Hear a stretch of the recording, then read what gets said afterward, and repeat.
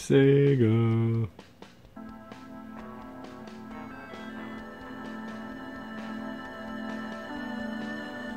This city was once a happy, peaceful place, until one day a powerful, secret criminal organization took over. This vicious syndicate soon had control of the government and even the police force. The city has become a center of violence and crime where no one is safe.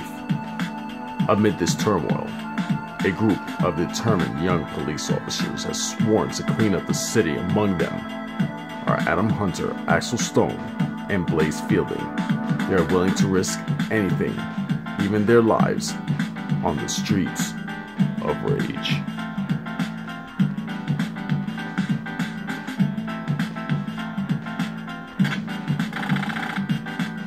Always wanted to do that. Always wanted to do that. I don't know why. Be the narrator, pretty cool. Awesome game, man. Great memories. We're gonna get right into it. We're gonna go ahead and talk about Streets of Rage today, here on RodzSquad Retro Reviews. Let's get it going.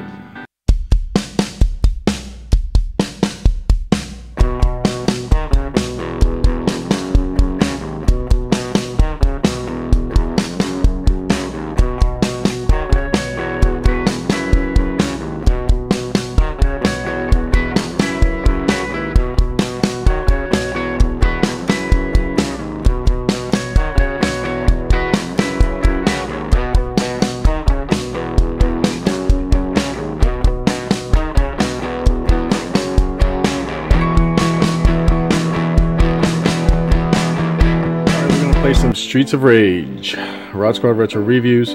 I just wanted to do that narration a second ago. I really like the way that was, but I'm going to go ahead and play some of this on my own right now. I don't know, who should I use? I really like Adam, to be honest. I like Adam the best of all of them. But I'll use Axel today. But I like Adam. For some reason, I've always liked Adam better than Axel. But what a fun game, released in 1991. It was mainly made for the I think to battle Final Fight, which was hugely popular on the SNES.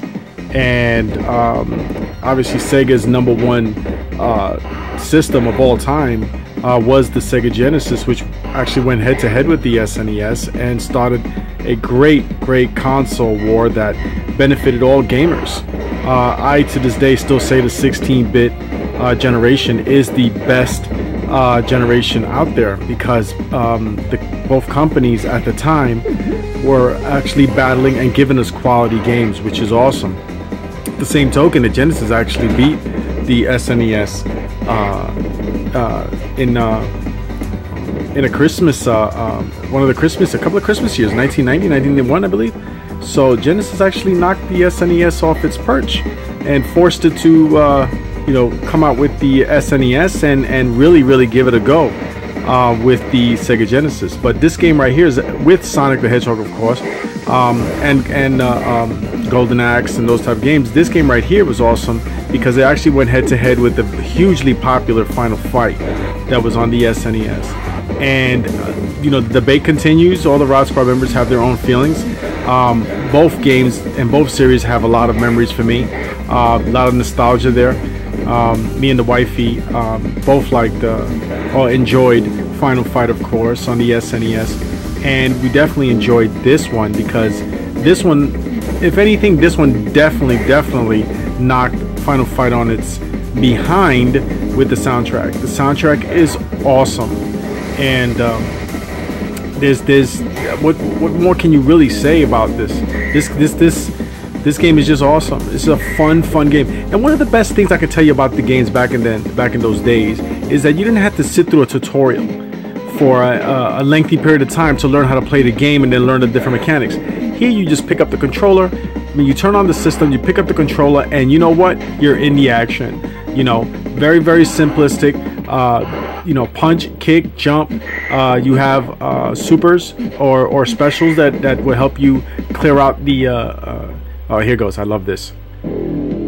Every time a boss battle comes up, you get this beat, and I love it. And here goes the special that I was saying. you press the A button and then you get the cop who comes over with a with a rocket launcher out of his vehicle and assist you on this. But this game right here is just awesome, man. I just can't say enough on how much fun this game is, and a lot of memories here, man. A lot of memories. I definitely like to hear from everybody out there, but what an awesome game. And I didn't do too bad right there, but I really like to use Adam. I don't really like to use Axel too much, but fun game. You know, just a fun game. And I'm gonna keep saying that because it's just how do you explain something that goes that beat again? I love that beat. This guy right here was so annoying, man. And the one thing I tell you about these games, Final Fight was definitely another culprit with this, and Double Dragon and those beat 'em up of those days. They always had the little cheap guy who always was there to assist the boss at the end of the stage. And I'm like, if the boss is so bad, what does he need a little guy to get cheap hits on you for? So it was really annoying, and kind of a lot of times forced you to use your special there. But it's you know, who's the boss here? The little guy, because the little guy was the one who got the most out of you. You know what I mean? Well, what a fun game, and I'm gonna keep saying that I love this game. But 1991, great year for video games.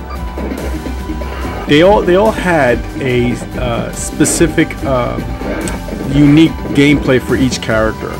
I liked Adam because I think Adam was a bit faster than I think he was a bit faster than Axel, and also he jumped a lot higher.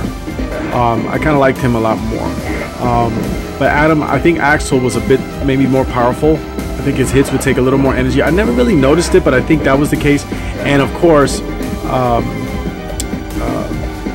Fielding, she could jump pretty high. She didn't take a lot of damage from, inflict a lot of damage on the bad guys, but she could jump really high. She was very agile, and she was, I think, the fastest of all three characters. So I think Blaze was definitely the fastest one. Kind of interesting how you have the girl with the whip. She looks like some kind of madam or something that's into that crazy stuff. She's got the whip and she's got the latex on and stuff like that. Man, it's just crazy. Here's that boss battle for this guy. This guy always reminded me of the Ultimate Warrior, Jim Hellwig. He passed away, I think, a couple of years ago. This guy always reminded him because he just runs in there just like, and he had the face paint and everything. He was really big and powerful and stuff like that. But there's actually a pattern to beat him, because if you keep him on the side and just keep, as he keeps coming back at you, if you time it, you can keep actually kicking him off of the screen, kind of like I did right there. These guys were always a pain in the butt for me, man. They were always a pain in the butt. You know, I mean, two fat guys with heartburn. I mean, really? I mean, just take some Malox, guys. Don't take it out on me and stuff. You know, stay out of the diner. Stop eating all that greasy food. The guy's pissed off and he takes it out on me and stuff. Every time he burps, you know, you got the, you know, the heartburn actually blown out of his mouth and hitting you. But it was annoying. But again, there goes that little guy, the little guy with the cheap hits that always helps the boss. It was really annoying. Fun. Having a lot of fun. These girls right here were annoying. All they do is jump and stay out of from the corners, and you have to use your power. You have to use your special to bring them down, because it was such a pain in the butt. And I find this game, even though it's a co-op game and you could play 2 players with someone, I think I've always found it a little more fun playing it alone, because I'm able to use my strategy to beat the game. Believe it or not, just because it's you know, pressing buttons and you know, it's a beat 'em up and a bit simplistic, there is some strategy to this game, and I find it a lot more fun doing it if I'm doing it on my own. It's for some reason the other person always gets in my way, or they're hitting me, you know, and inflicting damage on me and stuff. So but just what a pain these 2 characters are. What a pain. Kind of pretty funny. Back in those days, I remember pretty much every beat 'em up game that you had back then always had certain stages, and they all mirrored each other. Like you had the warehouse here, you definitely had the streets and those type of things, but certain boards were always the same, or and the boss is always in some type of big penthouse or something like that. It was really interesting, man. I mean, yeah, they stuck with the script, but you know what? It's, again, fun, man. Fun, awesome game.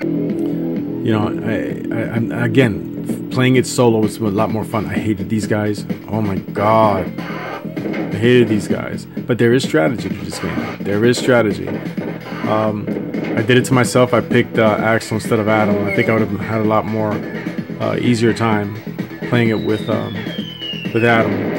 But Streets of Rage released in 1991. 1991. What a great year that was, man. That was a year before I became a dad. Me and the wife, before our daughter Lexi was born that year. So, I was more of a SNES fan, I think, initially when the SNES came out, other than the Genesis. But this is one of those games. This is Sonic and the Golden Axe, of course. Kind of like made me give Genesis an extra look. My strategy here was always to throw people off of the platform, which was a lot easier than trying to like battle them in this board. There you go. I missed her there. But that was always my strategy here. It was a lot easier than trying to like punch everybody and go crazy and stuff. I would like to throw them over. Of course, if I have a bat, I'm gonna definitely use it and keep them coming up to the. This is one of those boards that doesn't really have a boss in this one. Once you beat this board right here, it goes right into the penthouse. You actually were on the elevator going up to get to the penthouse, so we're almost there, guys. Now, we're almost to the end of the game. If you ever played this before, I hope I'm not spoiling it if you haven't played it before, but you're almost to the end of the game. What I want to mention about this board right here is that it kind of mirrors, again, it mirrors the Final Fight series and a lot of the beat 'em ups of those times, because we're in a really high-rise building or penthouse or lobby of some big place, and of the boss, where you would ultimately get to the boss, and then you would always have to fight the same bosses over again to beat them, so you can get to the final boss. So all those guys that you fought in the previous boards, you'd have to fight them again. So that's pretty much what's happening here. We're battling this guy right here, and yeah, it's gonna be. Let's see if I can make it, man. I don't know. I can't promise it. I'm gonna do the best I can. I'm doing my best here. Guys. Oh, here goes the guy with the heartburn again. I mean, I don't know why is he taking it out on me, dude. A couple of Maylocks, maybe some Tums will definitely help you with that, and then you wouldn't have to kick the crap out of me. All right, you know, they're really kicking my ass here. Oh, I don't know if I could say that, trying to keep it PG, but they're really kicking the crap out of me on this side. These two, I find them to be the most difficult bosses in the game, believe it or not. Even though we had, you know, you got the final boss. I've always found this one, these girls to be the most difficult ones. The most difficult. The pattern is kind of like just let them jump around, let them come to you, and then you could do a back hit to them or catch them when they land and those type of things. But I've always found them to be the most difficult ones. But again, just because it's you know, just press buttons and doesn't mean that it's easy by any means. So, all right, there he is. There's Mr. What is it, Mr. Big, Mr. X? I completely forgot. There we go. All right, so let's see. Now, this game was kind of interesting because you can actually pick if you want to join him or if you want to fight him. If you join him, you're a bad guy. But if not, you're gonna have to stand up and fight. Now here comes all these cheesy guys again. He's the big guy. He's gonna get up and start shooting at me in a little bit. So I don't know if I can do this, but let's see. He's calling everybody to come out. It's kind of cool though, sitting there like that. But he gets up and starts shooting at you. So that one guy was causing all these issues over here in this city. Get up. Get out of here. Stop cheesing these guys. Come on, get out of here. Get out of here. Oh. If you notice, you can't use the special here. You can't use the special when you're in the house. Here he goes. Here he goes. He's going to use this. Get out of here. Get out of here. Oh. Come on. Come on. Just trap him. Trap him. Trap him. Trap him. Trap him. Here we go. Don't leave him alone. The little guys. There's always the cheesy guys, man.